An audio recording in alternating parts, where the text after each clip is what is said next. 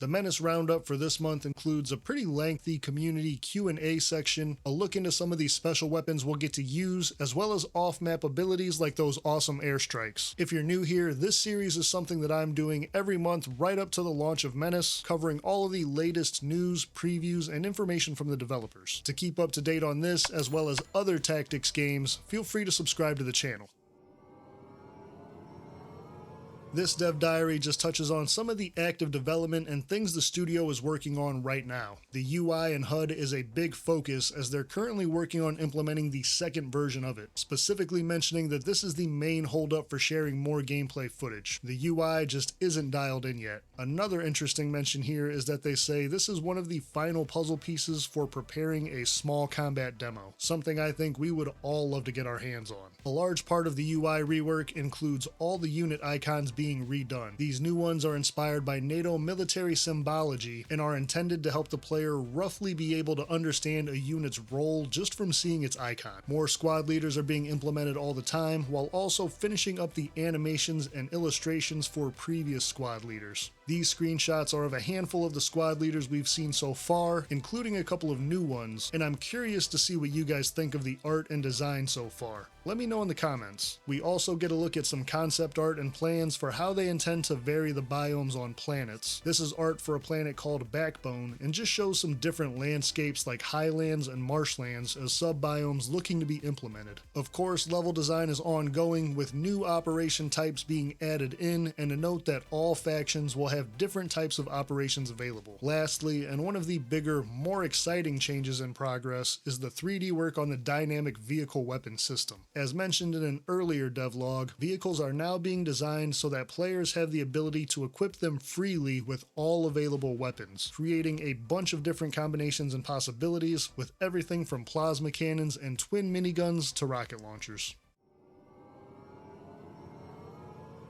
So this is a bit of a longer entry as it focuses on the frequently asked questions by the community. There's a lot of information and insight here, and it's broken down into different categories, with the developers noting that early access for Menace is not considered a polishing phase for the game, but instead will incorporate community feedback into the live development, so some things will almost certainly change. Since there's so much to cover here, I kind of summarize the sections and have timestamps breaking down the different areas below. Feel free to skip around. Category number 1, release and platforms. Menace is currently scheduled to release in early access on Steam in fall of 2025. It's too early to discuss what the price point for the game will be, and we still do not have a more specific release timeline than that. As for a GOG version or Steam Deck compatibility, the publisher Hooded Horse will make those calls, and the developers have no information. Menace is a single-player game with no online features and should be fully playable offline, with the developers estimating a roughly 80% complete rate for features, not content, at the early access launch. However, this is difficult to really determine because, again, based on community feedback, they may just add in more features or completely change existing ones. It's important to note that there is no mention of any kind of console release, and I know it's obviously early, but people have asked about that already.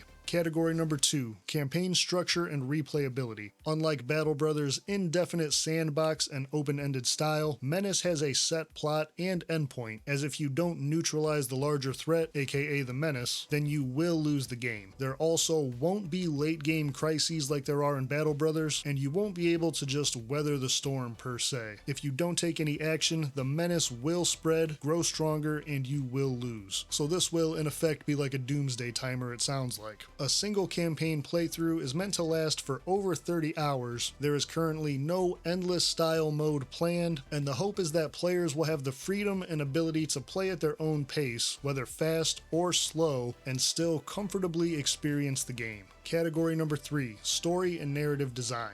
Obviously, without spoilers, we already know what the campaign's story and starting point is. You're the commander of a Marine strike force sent to an outlying system that is cut off from the core worlds, and your mission is to pacify any rogue or criminal elements and bring the system into the fold with the rest of the Republic. The story will have a few fixed narrative points, similar to the XCOM campaigns, but the rest will be randomly generated. There are no alternate origins or backstories. This will be the same setup every playthrough. However, you will also get to select your starting squad leaders every campaign, so you can mix and match to make each run feel a little different. Squad leaders and pilots are going to be the main source of narrative content outside of the base story, which is why they're handwritten and named instead of procedurally generated or custom-made characters. These leaders are specifically designed to have meaningful dialogues, relationships, and personalities that are all very different and will interact with each other, uncovering deep threads and backstories that tie them together or flesh out their characters. No DLC or expansions are currently planned, as the game is still early in development, but we can expect new squad leaders to be added in pretty much no matter what. There's also a small nod to Battle Brothers, with the developers saying Easter eggs are fun to look for, and they'll just leave it at that.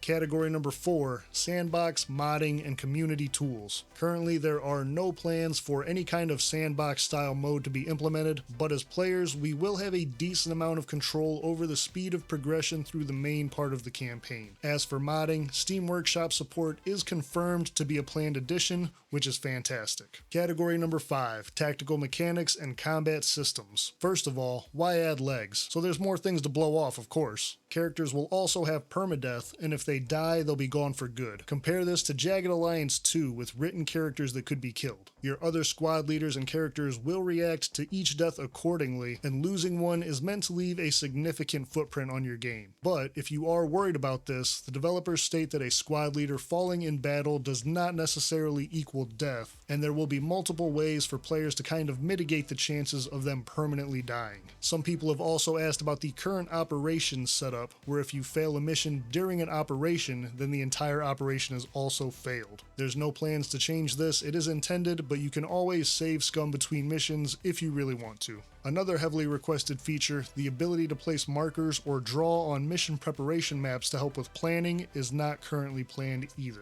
And lastly, modernish combined armed elements that players can deploy like drones, robots, or electronic warfare will be available in the form of accessories that some squad leaders bring with their loadouts, including examples like motion scanners or mines, and off-map abilities like EMP strikes or area scans. Category number 6, recruitment, factions, and customization. Going back to the story questions, we won't be able to pick from different factions or starts in the game, but instead will always be the Marine Commander. This means that the starting squad leaders you can choose from each playthrough will always only be from the Marines. As a whole, squad leaders have a variety of backgrounds, but the ones that are not Marines will not be available to choose at the beginning of the game. Talking more about these squad leaders, the developers confirmed that there is no plan for any kind of customized leaders, as interaction, personality, and relationships are a big focus of the experience that they want to create. Every squad leader will be written, because otherwise the devs feel they cannot have meaningful interactions, and this is something that they really missed when creating Battle Brothers. Characters will also have fixed stats and traits that won't change or be randomized, since those are essential pieces of their backstories, but hopefully the skill trees have enough flexibility to create different builds or playstyles each time you use them. Currently, the plan is to have 16 leaders available at the early access launch, with 26 total intended for the full release, but that can always go up and down depending on the workload. Since these are written characters, there's obviously a limited amount of them available, but the developers did not specify whether losing all of your squad leaders will result in a loss of the game itself, although I would imagine at that point you're probably in a bad situation anyways. If you are still wanting some customization, the upgrades and off-map abilities you choose for your cruiser offer a little bit of that. Players can have different setups and ability choices, but the dropships that deliver these abilities themselves are also not customizable.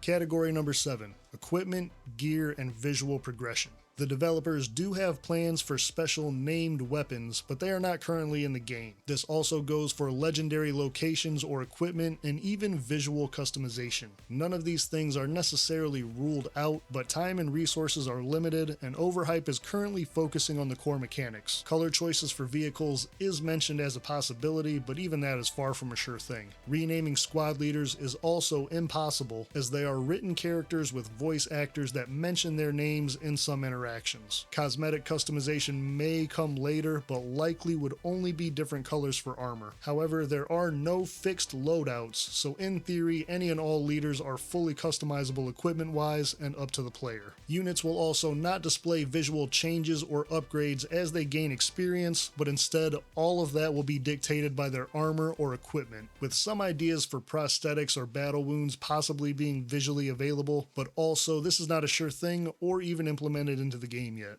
Category number 8, squads, leaders, and interactions. Again, the plan is to have 26 squad leaders at the full release of MENACE, and the developers mentioned that they have all kinds of events and interactions planned and written, so expect to see some unique interactions come up based on what leaders you recruit. Bonding and rivalries are still being discussed, with no concrete gameplay consequences or mechanics for them at this time. As for multiplayer, including hot seat co-op, none of that is planned right now. The vision for this game was always single player, and to turn it into a multiplayer experience would mean a complete shift in direction. But they do leave the door open just a little bit by saying who knows what the future brings. Section 9, audio, art, and production. If you watched the latest trailers we got, there's some voice acting in them that was kind of hit or miss for the community. The entire voice line system is still under construction, and more lines will be getting added for all characters, with a separate upcoming developer diary that will be dedicated to the soundtrack and composer. The plan is to continue the high standard of sound design set in Battle Brothers, as Overhype feels this is a key element for immersion in the gameplay experience.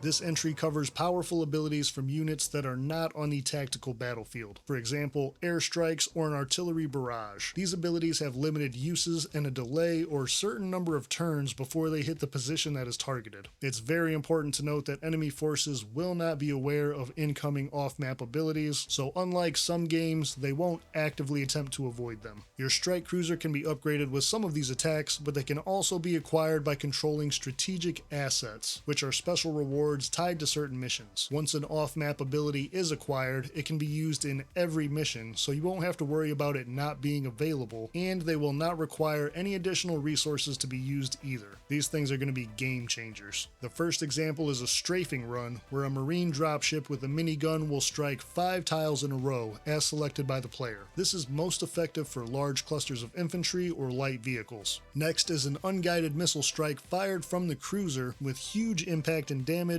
but a decent chance that it might not hit the intended target. In the screenshot, the missile is aimed at a defensive turret, which it ends up missing, but still doing some damage to. Interesting to note is that the crater left behind can be used as cover for infantry units, which is actually really cool. Supply drops are meant for those long engagements, as most special weapons and accessories have limited uses and ammo. This is just a large ammo crate that will fully restock any unit picking it up, always helpful in a tight spot. Then there's the energy cannon, an especially advanced and high power beam that cuts across tiles and destroys pretty much anything it touches. Infantry can get lucky and partially dodge this beam, which I'm pretty sure is what the trailers we've gotten are showing right here.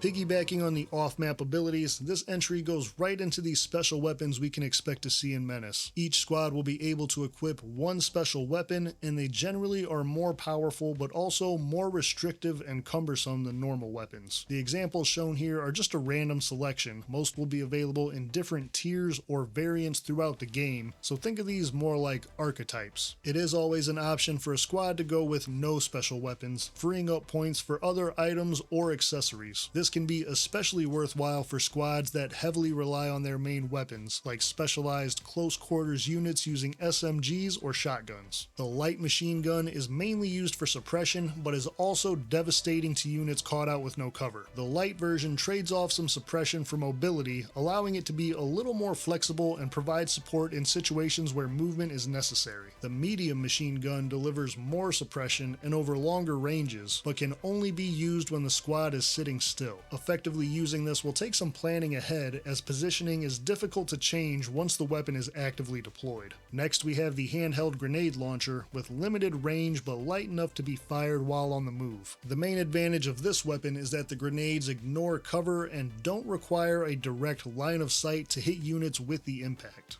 Plasma rifles are experimental weapons that are perfect for countering heavy infantry or light vehicles, as their attacks reduce armor with each hit, making targets more vulnerable. However, they come with very limited ammo and almost no suppression, so positioning and hitting your shots are crucial. The pirate version of the RPG is a popular anti-vehicle weapon for them, as it is cheap and versatile. Range and accuracy aren't that great, but that won't stop them from using it generously against our vehicles and armored infantry. Stepping up from that, the rocket launcher is a more sophisticated version with high accuracy and armor penetration, able to destroy most armored assets with a single shot. It has a low ammo count and high price though, plus the squad has to be stationary when firing it. The classic sniper rifle of course makes an appearance with very high range and accuracy and decent damage with armor penetration. This makes it a solid, well-rounded support weapon, but the squad has to be stationary when firing it, and it's not designed to take out entire squads on its own, more so to hit enemies out in the open or on the move. The commando mortar is a small weapon that can be carried by infantry, providing fire support and suppression over long distances without line of sight. The squad must also be stationary when firing these, and the developers are planning to implement mortars that fire smoke shells for cover as well. Flamethrowers are always fun, and the perfect way to flush units out of cover or deny an area to the enemy. They can also set vegetation, buildings, and even vehicles on fire. Marksman rifles are smaller and lighter than your standard sniper rifle and can be fired while on the move. With good range, damage, and a higher rate of fire, these weapons excel against lightly armored enemies.